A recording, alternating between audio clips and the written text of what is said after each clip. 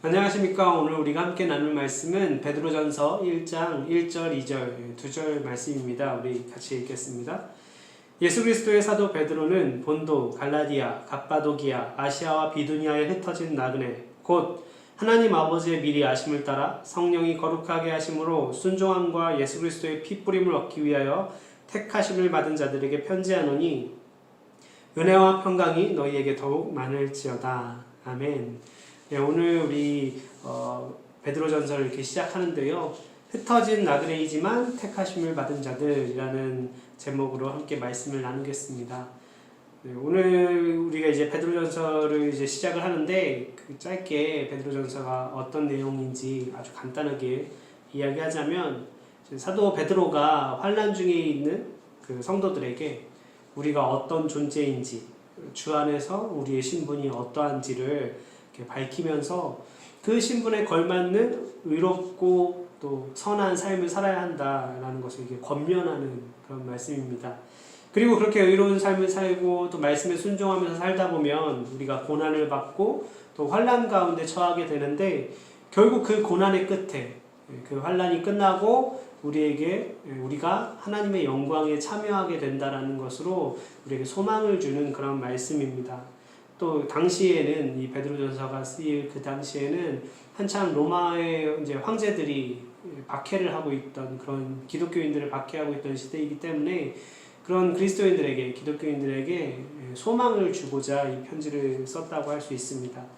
오늘 우리가 읽은 이 두 절의 짧은 말씀은 베드로전서를 시작하는 인사말입니다. 또 우리가 이 인사말 짧지만 이 인사말을 통해서 함께 말씀을 나누고자 합니다. 베드로는 먼저 자신을 예수 그리스도의 사도 이렇게 소개를 하고 있습니다. 보통 당시 그리스 로마 시대에는 편지를 보낼 때 보내는 자신에 대해서 좀 장황하게 수식어들을 막 붙여서 자기를 드러내고 좀 뽐내기도 하고 그런 시대였습니다. 그렇게 편지를 썼고요. 특히나 당시 로마 사회에서 자기의 업적이나 공적 이런 것들을 기리는 것이 되게 중요했기 때문에 이 세상에서의 삶에서 자신의 명예를 드높이는 것을 중요시 여겼기 때문에 더욱 그러했습니다. 편지나 이런 걸 쓸 때 자기를 소개할 때 아주 길게 수식어를 붙여서 소개를 하는 거죠. 예를 들어서 이제 로마의 티베리우스 황제가 알렉산드리아에 있는 그 도시에 알렉산드리아에 편지를 일종의 조서라고 할 수 있겠죠. 황제가 내리는 조서. 거기에 이제 자기를 소개할 때 이렇게 소개를 합니다. 최고 신관, 호민관의 권세의 보유자, 집정관으로 지명받은 자인 황제 티베리우스 클라디우스 케사르 아우구스투스 게르마니쿠스는 알렉산드리아인들의 도시에게 문안하노라. 이름도 엄청 길죠. 이 인사에 비하면 베드로의 인사말은 되게 초라해 보입니다.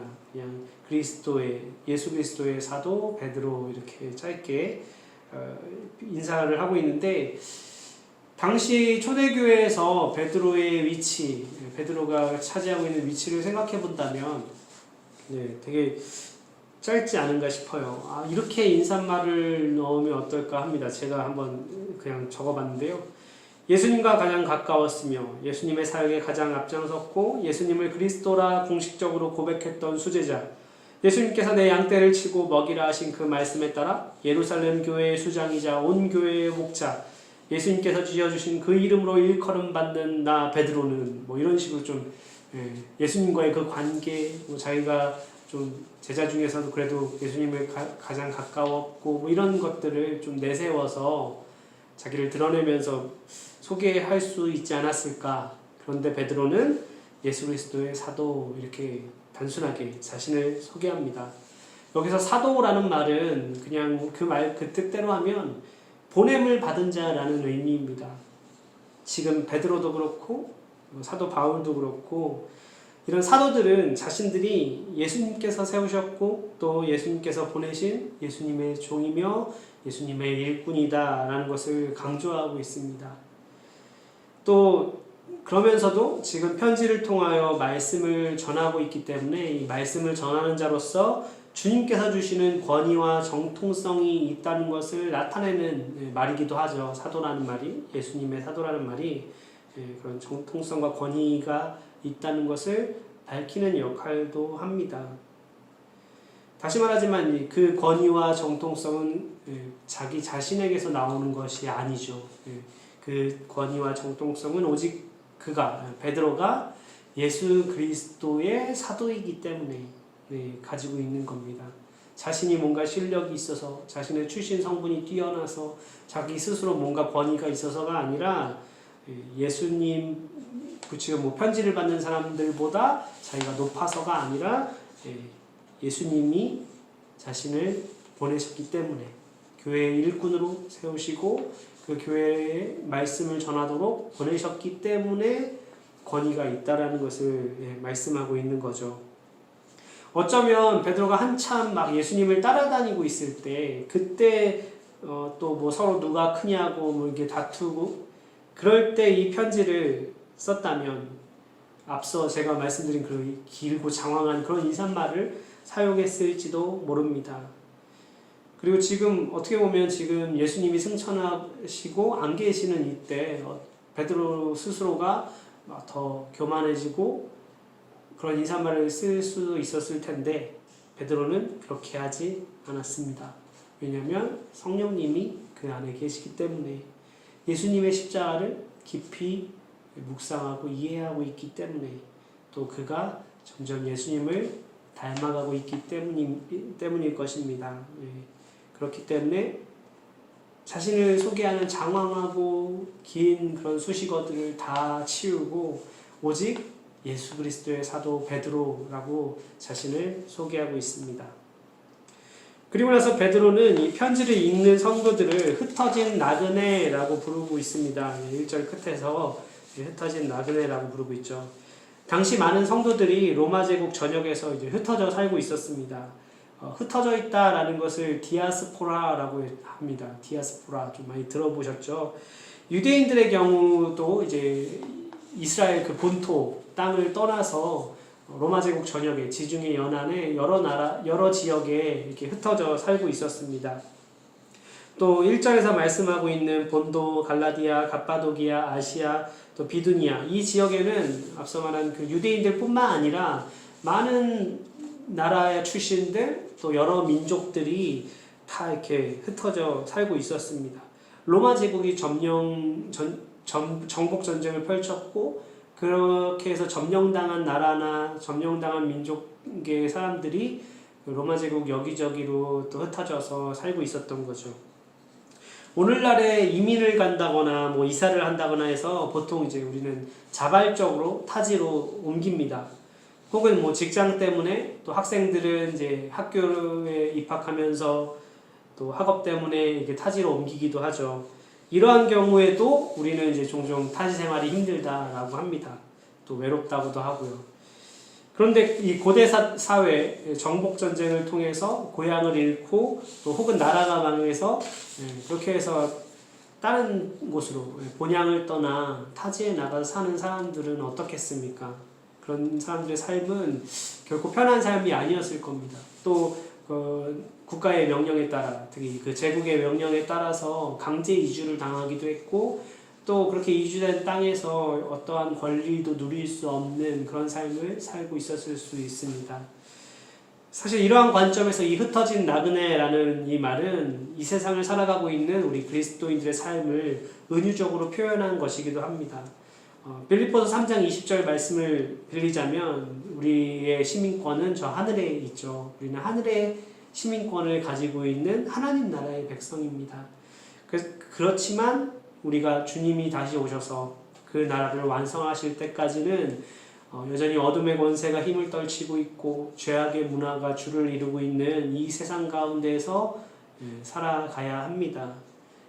그 삶이 결코 편한 삶이 아니죠. 그냥 쉽고 편한 삶이 아니라 이 약한 세상 가운데 우리가 고난을 받고 또 환난을 당하면서 살아가고 있습니다. 마치 이 당시 그 흩어진 나그네들 같이 우리 또한, 그리스도인들 또한, 성도들 또한 흩어진 나그네와 같은 삶을 살아가고 있는 것이 현실입니다. 그러나 베드로는 성도들이 단지 흩어진 나그네가 아니라고 말씀하고 있습니다. 흩어진 나그네가 분명하지만 그게 끝이 아니라는 거죠. 2절에 바로 하나님 아버지의 미리 하심을 따라 성령이 거룩하게 하심으로 순종함과 예수 그리스도의 핏부림을 얻기 위하여 택하심을 받은 자들이라고 말씀하고 있습니다. 앞서 베드로는 자기 자신을 되게 단순하게 소개했다고 말씀드렸죠. 그러면서 이 편지의 수신자들, 즉 성도들이죠. 성도들에게는 아주 영광스러운 수식어를 붙여주고 있습니다. 로마의 황제와는 반대죠. 로마 황제는 자기 자신에게는 그 많은 수식어를 붙이면서 그 알렉산드리아에 있는 사람들한테는 그냥 아무런 말도 붙이지 않고 알렉산드리아에 살고 인들의 도시들에게 그냥 이렇게 짧게 이야기하죠. 오늘 이 말씀대로 성도는 바로 택하심을 받은 자들입니다. 그것도 하나님 아버지와 예수 그리스도 그리고 성령님, 성부, 성자, 성령, 삼위 하나님의 그 사역으로 인해 택하심을 받고 구원받은 하나님의 백성이라는 것입니다. 하나님의 백성, 하나님의 자녀라는 것입니다. 그리스도인 그리고 성도, 이 이름은 결코 가벼운 것이 아닙니다. 우리는 사실 성도라고 하면, 그리스도인이라고 하면 그냥 교회 다니는 사람을 대충 일컫는 그런 말이라고 생각하기 쉽습니다. 하지만 그 말은 오늘 말씀하고 있는 것처럼 하나님께서 미리 아심을 따라 택하셨고 성령님께서 거룩하게 하셨으며 예수 그리스도의 피로 정결하게 된, 죄사함을 받아서 정결하게 된 하나님께 순종하는 삶을 사는 사람들, 그게 바로 성도이고 그게 바로 그리스도인입니다. 그들이 비록 이 땅에서는 흩어진 나그네와 같은 그런 삶을 산다 할지라도 그러한 영광스러운 정체성을 지니고 있기 때문에 베드로는 지금 그들에게 인사하면서 축복하고 있습니다. 은혜와 평강이 너희에게 더욱 많을지어다. 이 인사말이 그 당시 교회에서 사용되는 상투적인 인사말 같지만 결코 당연한 게 아닙니다. 우리가 앞서 말한 그런 영광스러운 하나님의 백성이기 때문에, 그런 영광스러운 하나님의 자녀이기 때문에 하나님께서 주시는 은혜와 평강, 세상이 주는 것이 아니라 하나님으로부터 말미암는 은혜와 평강이 있고, 또 베드로는 거기다 더해서 축복하면서 더 많기를 축복한다, 더 많기를 바란다, 이렇게 성도들을 축복하고 있는 겁니다. 오늘 우리가 말씀을 통해 본 것처럼 베드로는 자신의 직분과 사명, 자신의 정체성에 대해서는 아주 담백하고 단순하게 말하고 있습니다. 예수 그리스도의 사도 베드로, 이렇게. 그러나 편지를 받는 성도들에 대해서는 비록 땅에서 흩어진 나그네와 같이 산다 할지라도 하나님 안에서 그들이 얼마나 영광스럽고 존귀한 존재인지를 아주 길게 설명해주고 있습니다. 우리는 때때로 하나님 안에서 내가 어떤 존재인지 잊어버릴 때가 있습니다. 그래서 그런 그 정체성을 잃어버리고 세상이 주는 그런 명예나 이런 것들을 쫓을 때가 많습니다. 심지어 교회 안에서도 계급을 만들어버리곤 합니다.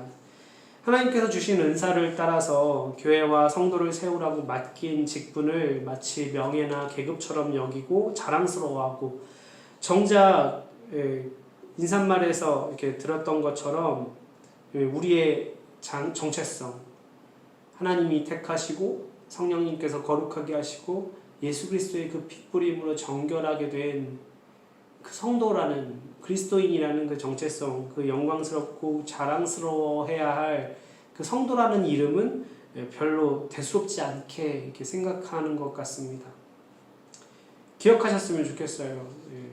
제가 베드로의 인사말을 이렇게 막 만들어 봤던 것처럼, 베드로가 제자 때는 예수님의 십자가를 만류하기도 하고, 그래서 사탄아 내 뒤로 물러가라 이런 소리도 듣고, 또 정작 예수님을 따라가다가 예수님을 3번 부인하기도 하고, 또 누가 크냐고 이런 걸로 논쟁하기도 하고, 그런 부족한 모습을 보였지만, 오늘 지금 이 서신을 쓸 때처럼 베드로가 초대교회에서 맡고 있는 역할이라든가, 또 예수님의 제자와 사도로서의 그 위치를 생각해 볼 때 감히 우리가 무시할 수 없는 정말 위대한 사도였습니다. 근데 그런 베드로도 성도들 앞에서 막 자신을 막 장황하게 자랑하고 내가 예수님을 어떻게 따라다녔고 이런 것들을 말하고 있는 게 아니라 자신을 그냥 높이지 않고 낮추고 그냥 자신은 예수 그리스도의 사도, 예수님이 보낸 자, 예수님으로부터 보냄을 받은 자, 예수님의 일꾼이고 종이다 이렇게 표현하고 있으면서 오히려 성도들을 높이고 또 자신의 권위를 내세우는 게 아니라 자신이 가진 그 권위가 오직 예수 그리스도께로부터 왔음을 분명 밝히고 있습니다. 그리고 지금 성도들에게 이렇게 서신을 통해 권면하고 있죠. 사실 하나님께서도 우리 사람을 처음 만드실 때 우리를 시키면 그냥 시킨 대로 하는 기계로 만들지 않으셨습니다. 하나님의 형상으로 만드셔서 하나님의 말씀을 듣고 생각하고 또 판단해서 순종하는 그런 존재로 지으셨습니다. 심지어 우리가 타락한 후에도 하나님께서 우리에게 행하시는 방법은 우리를 고치신다고 우리를 그냥 무조건 명령을 따르는 순종할 수밖에 없는 그런 로봇으로 만들고 그것을 회복이라 하지 않으셨습니다. 하나님께서는 우리에게 그 일꾼들을 통해서 선지자나 또 하나님의 일꾼들을 통해서 말씀을 전하게 하시고 우리가 그 말씀을 듣고 배우고 또 그 들은 말씀에 따라 분별하며 판단하고 결국은 순종에 이르도록 우리를 그렇게 회복시켜 가십니다. 하물며 하나님께서도 우리에게 당신의 뜻을 말씀하시고 알리셔서 우리를 설득하시고 깨닫게 하시고 우리가 전에 나눈 말씀에서 나와 변론하자, 내가 나와 함께 나와서 우리 대화하자, 변론하자, 얘기해보자 이렇게 말씀을 하시죠. 그렇게 해서 우리가 당신의 말씀을 듣고 그 말씀에 따라 뜻을 깨닫고 그 깨달은 대로 순종하며 살 수 있는 그런 존재로 우리를 만드셨습니다. 그만큼 하나님도 우리를 존중해 주십니다. 우리는 그만큼 존귀한 존재이고 우리에게는 하나님의 뜻을 따라 분별하면서 살아가야 할 의무와 책임이 있습니다. 그러니까 여러분, 우리 성도님들 모두가 하나님의 말씀을 사모하고 그 말씀에 따라 분별하는 그 책임을 저버리시면 안 됩니다. 그냥 누가 말한다고 우하고 끌려다니고 이 세상, 특히 이 세상 물결에 이리저리 휩쓸려 다닌다면 우리 스스로를 비참한 지경으로 비하하는 것이나 마찬가지라고 할 수 있습니다. 심지어 하나님도 우리를 설득하시려고 하고 우리와 대화하시려고 하는데 우리가 그냥 뭐 귀찮다고 그냥 우리 윗사람이 알아서 하세요 뭐 이런 식으로 한다면 혹은 그 반대로 누군가가 우리에게 위에서 알아서 결정할 테니까 너네는 뭐 아랫사람들은 알아서 따라와 이런 말을 한다고 우리의 그 고귀한 정체성을 잃어버린 채 이리저리 끌려다니시면 안 됩니다. 우리 모든 성도님들이 오늘 우리가 나눈 그 말씀처럼 우리 자신의 영광스러운 정체성, 그리스도인, 성도, 하나님 나라의 백성, 하나님의 자녀라는 그 나의 신분이 얼마나 복되고 존귀하고 아름다운지를 깨달으시기를, 잊지 않으시기를, 항상 기억하시기를 축원합니다. 그리고 그 신분에 걸맞게 하나님의 말씀을 깊이 묵상하고 또 깨닫고 또 듣고 배워서 그 말씀에 따라 하나님의 선하시고 온전하시고 기뻐하시는 뜻이 무엇인지를 분별하며 살아가는 그래서 주님께서 주시는 은혜와 평강을 누리는 우리 모든 성도님들이 되시기를 주님의 이름으로 간절히 축원합니다. 기도하겠습니다. 하나님, 오늘부터 또 이렇게 위대한 사도였던 베드로의 서신을 함께 나눕니다. 베드로전서 또 이어서 후서의 말씀을 따라서 우리가 하나님 안에서 내가 어떤 존재인지 우리의 정체성을 다시 깨닫게 하여 주시고 또 그래서 그에 걸맞는 삶을 어떻게 살아갈 것인지 하나님께서 우리에게 원하시는 바가 무엇인지를 또 깨달아 알아가는 그리고 아는 데서 그치지 않고 그 아는 만큼 분별하며 하나님의 기뻐하시는 뜻을 따라 살아가는 우리 모든 성도님들이 되게 하여 주시옵소서. 그렇게 살아갈 때 비록 이 땅에서 나그네처럼 환난을 당하고 고난에 처한다 할지라도 주님께서 주시는 은혜와 평강을 더욱 많이 넘치도록 누리는 우리 모두가 되게 하여 주시옵소서. 감사드리며 예수님의 이름으로 기도합니다. 아멘. 때로는 너의 앞에 어려움과 아픔이 있지만 담대하게 주를 바라보는 너의 영혼 너의 영혼 우리 볼 때 얼마나 아름다운지 너의 영혼 통해 그 영광 받으신